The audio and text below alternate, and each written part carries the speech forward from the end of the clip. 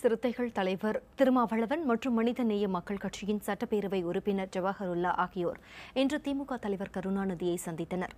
கோபாலபுரத்தில் உள்ள அவரது வீட்டில் இந்த சந்திப்பு நடைபெற்றது.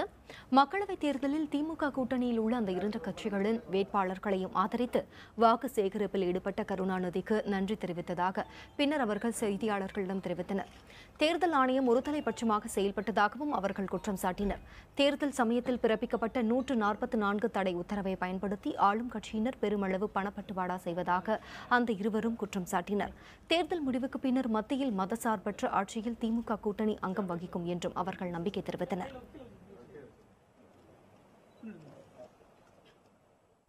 ஆளுங்கட்சியான அதிமுகவினர் சுதந்திரமாக வாக்காளர்களுக்கு பணப்பட்டுவாடா செய்வதற்கு இந்த தடையாணை பயன்பட்டதாகத்தான் புரிந்து கொள்ள முடிகிறது.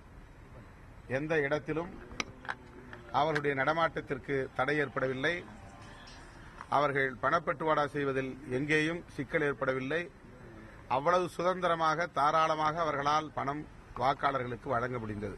தேர்தல் ஆணையம் நேர்மையாக நடந்து கொள்ளவில்லை என்பதும், கடைசி நேரத்தில் வாகன சோதனைகளுக்கு ஆளே இல்லாத அளவுக்கு ஆளுங்கட்சி பண விநியோகம் பண்ணுவதற்கு எல்லா வகையான வசதிகளையும் தேர்தல் ஆணையம், தமிழக தேர்தல் ஆணையம் செய்தது என்பதுதான் உண்மை.